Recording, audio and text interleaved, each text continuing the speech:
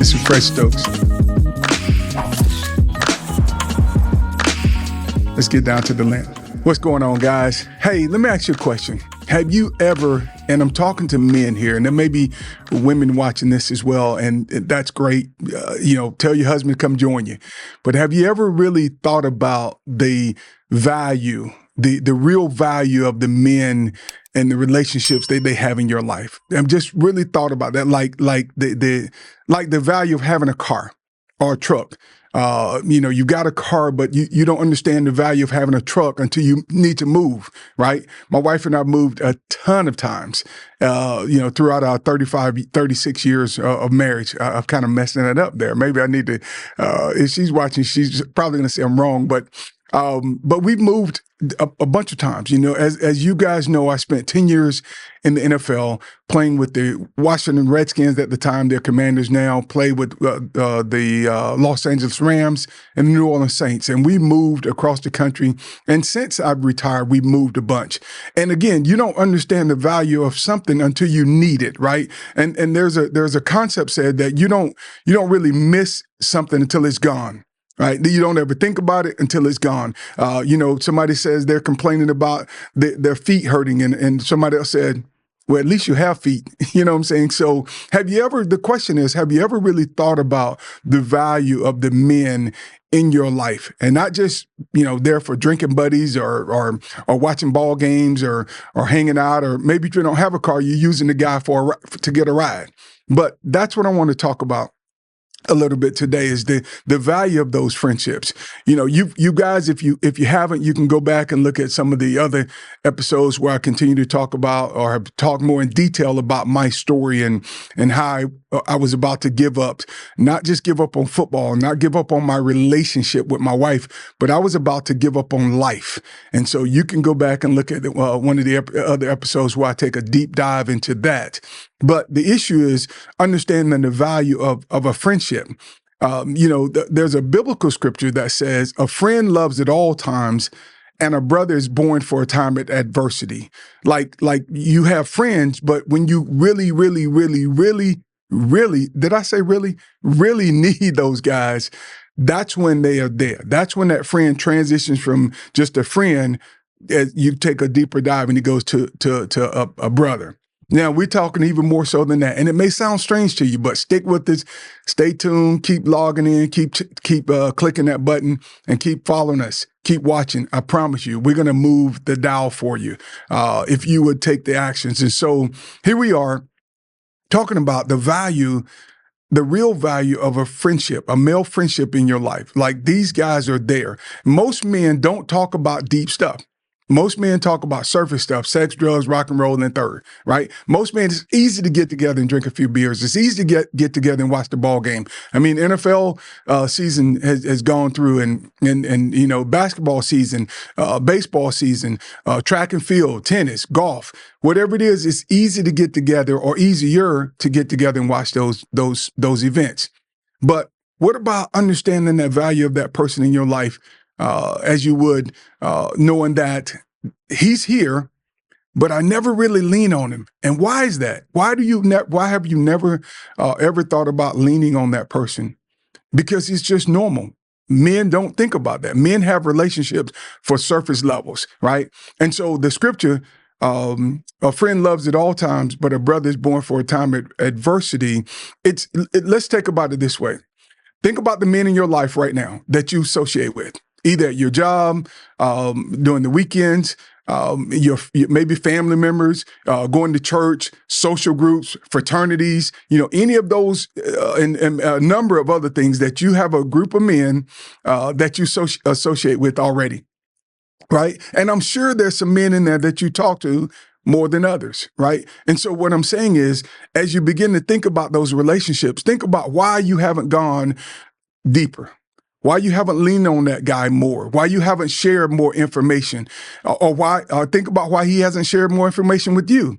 Maybe it's because, I'm getting ready to say it. Maybe it's because you're afraid. You're afraid, And I'm not calling you out and trying to check your manhood, but you are afraid to be vulnerable. You are afraid to show, as one of the men said in one of our workshops and our trainings, is that you're afraid of showing any chink in your armor, because we're supposed to have it all together at all times. And I promise you guys, we don't have it all together at all times. And if you have it all together at all times, you've never messed up. You've never had any doubts. You've never had any fears. You never had any anxiety. You never thought about quitting or any of those things. Reach out to me. Let's talk about it, because we're going to write a book and we're going to do a podcast together and we're going to make a lot of money. And it's not about money, but I'm not calling you out when I talk about your fears. It's innate. It's what we've been trained. It's what we've been taught. It's what we've been shown. It's what other men have shown us. Like, hey, I'm not, I'm not going to show you anything if you're not telling me anything, right? So the fear. Why do men fear those relationships going deeper? It's because I don't want to be vulnerable. It's because that men are taught that we're supposed to be tough. And so when you're in these situations, man, begin to check and just say, okay, a friend loves at all times, but a brother is born for adversity. What does that really mean? Like adversity. Have I gone through anything? Think about this. Have I gone through anything where I realize, man, and I'll call him Joe, that Joe has been there for me? Matter of fact, I'll talk about a real scenario here. I've got one of my Lint brothers, and we're going to use that terminology here. One of my Lint brothers, David. We talked all the time. We played together when I was with the Rams. He played defensive tackle. I was a defensive end. We talked together with other defensive guys on the team for years. I played with him. I left the team, went and played with the New Orleans Saints. We stayed in touch. I knew about his marriage, his kids, my kids. We just talked when we could. Saw each other on the field once or twice a year during the season. He retires. We keep in touch and we continue to talk and talk and talk and talk. But here's the key. We slowly begin to get down to what I call the Lint, life I never tell, without even realizing it. Excuse me. Without even realizing it, we were getting down to the Lint. We were getting down to the deeper discussions of our lives. It's the fact that he would share things with me and I share things with him, common things, talking about sports, talking about what's in the news, talking about our family. Our kids were growing up, man. I'm talking about my kids. Sometimes, ladies, if you're listening, and guys, sometimes we were talking about our wives, but not bashing our wives. Now, this is not a wife bashing session. This is not a wife bashing Lint Brother issue, but David and I would talk. Years go by. We keep talking. And one day, he broke the ice. He broke the level. He went to another level. He says to me, I've got something to tell you, and if I hear it again, I'm going to have to kill you. Now, when he said that, I laughed. I really did. I laughed at him. And he wasn't laughing. On the end of the other line, I heard silence. Nothing. Nada. Not one word. And he says it again. I'm serious, man. If I hear it again, I'm going to have to kill you. And I said, okay, man, talk to me. And he began to share some stuff with me that was deep, that was stuff I had never heard, things I didn't think that he was battling with, because this dude is big, he's tough. You know, he was a defensive tackle in the NFL. Heck, he was a big dude. And he's been married, and I thought we had talked about all kinds of things, but he goes to another level and he says, man, I need to get that off my chest. I really need, and I feel like I can trust you. And while he's talking to me, I'm praying and I'm like, God, how do I deal with this? And then when he finished sharing, I said what I asked every man to say once you hear that next level stuff, and you understand that this person is trusting with some heavy stuff, some sensitive information. And I asked the men to say this, hey man, thank you. Thank you for sharing that information with me. Thank you for trusting me. And once I said that, I told him, I said, hey, I've got something I've got to share with you. And if I hear it again, I'm going to have to kill you. And we both started laughing, but I shared something with him. And so the question remains, why do we fear that? Why do men fear those deeper relationships?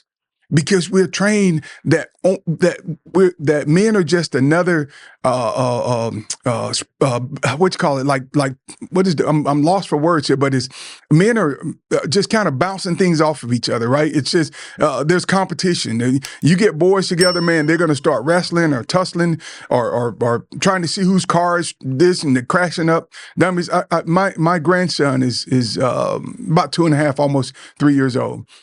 My son bought him the little Buzz Lightyear thing where Buzz is flying, and you would think that he would take care of the little thing. I went over there the other day, my wife and I, and the thing is all broken up. And he's like, "Papa, watch this," and he's slamming it on the ground, and boom, and he's broken it all up, because that's what guys do. We break things.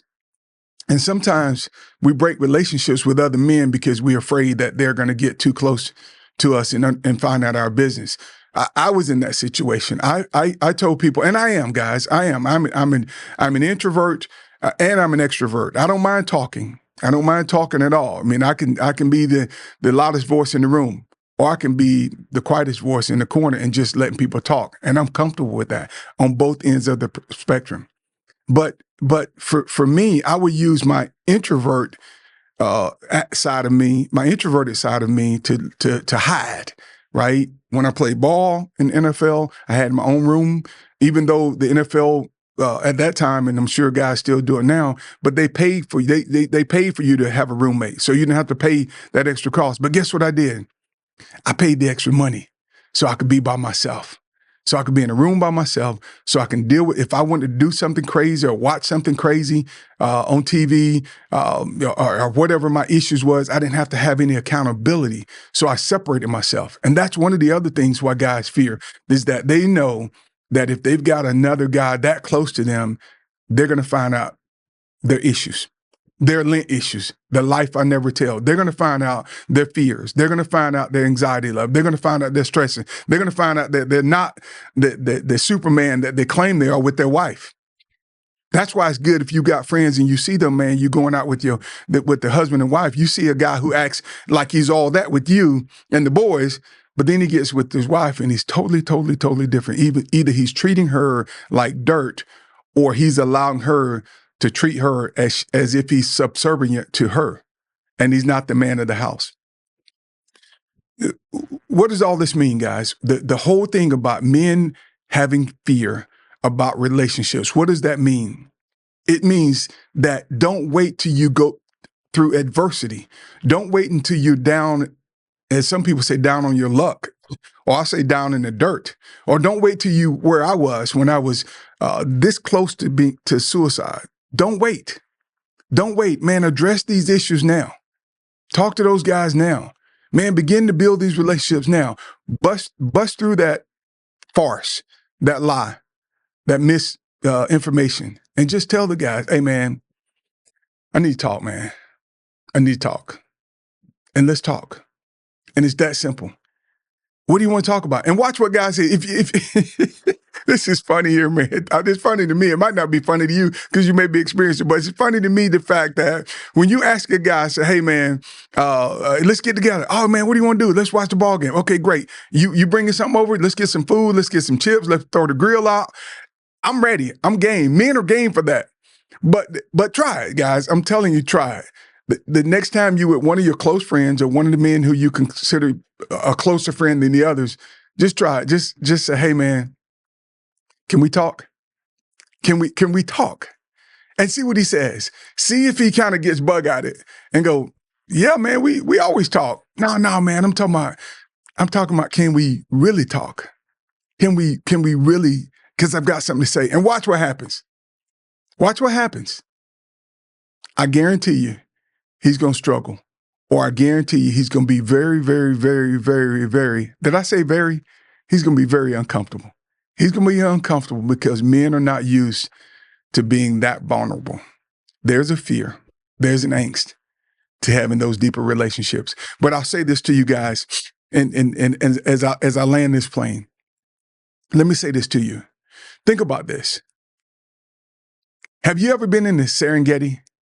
Have you ever been in the forest I'm not talking about some of you guys who have, live in the country and may have a farm or a ranch. I'm talking about whether wild animals roam, the deer and the antelope roam, all that stuff, where tigers, lions, and bears, that kind of stuff.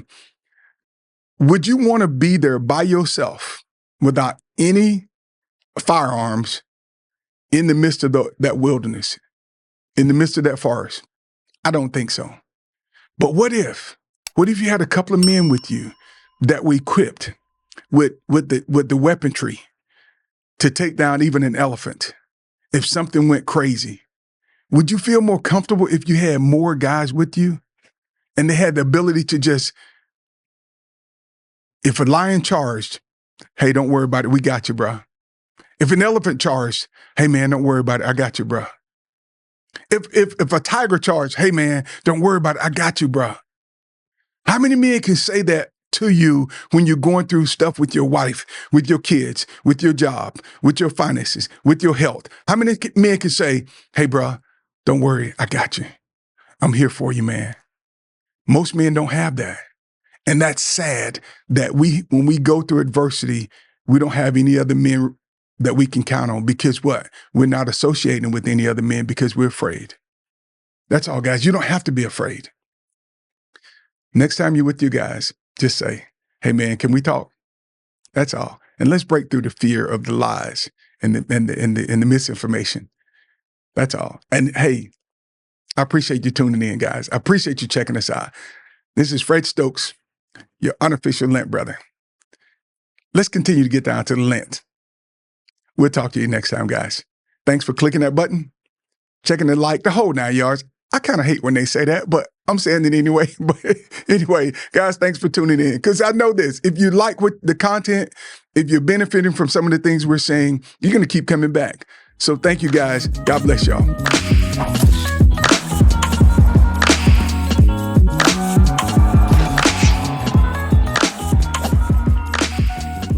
Let's get down to the lint.